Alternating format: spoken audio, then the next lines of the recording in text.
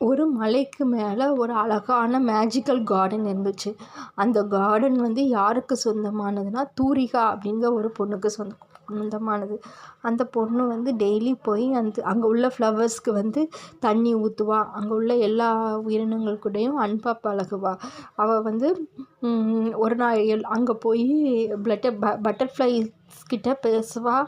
அதுக்கப்புறம் வந்து அங்கே கீழே விழுந்த இலைகள் எல்லாத்தையும் சுத்தம் பண்ணுவா. அந்த கார்டன் மேலே அவள் ரொம்ப உயிரே வச்சுருந்தா. அங்கே உள்ள ரோசஸ் எல்லாம் பாட்டு பாடும். ஹனிபீஸ் எல்லாம் வந்து ஹனிபீஸ் வந்து தேனீக்கள் வந்து அழகாக பாட்டு பாடும். ரோஸ் வந்து டான்ஸ் ஆடும்.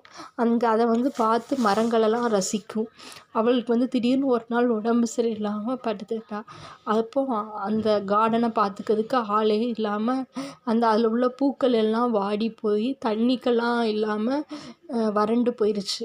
அப்போது மற்ற அனிமல்ஸ் எல்லாம் சேர்ந்து பேசி எப்படியாவது அவள் வருதுக்குள்ளேயும் எல்லாத்தையும் சரி பண்ணணும், நம்ம கார்டனை நல்லா பார்த்துக்கிடணும் அப்படின்னு சொல்லி முடிவு பண்ணாங்களாம்.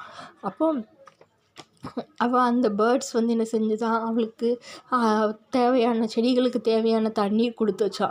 அப்புறம் வந்து அணில் வந்து நல்ல அந்த கீழே உள்ள இலைகளெல்லாம் சுத்தம் செஞ்சுதான். அதுக்கப்புறம் அங்கே உள்ள காற்று வந்து தென்றல் காற்றாக வீசி அந்த செடிகள் வந்து நல்லபடியாக வளர்கிறதுக்கு உதவுச்சான். அதுக்கப்புறம் மறுநாள் காலையில் தூரிகா எந்திரிச்சு பார்க்கா. அப்போ எந்திரிச்சு பார்த்த உடனே விண்டோவை திறந்து பார்த்த உடனே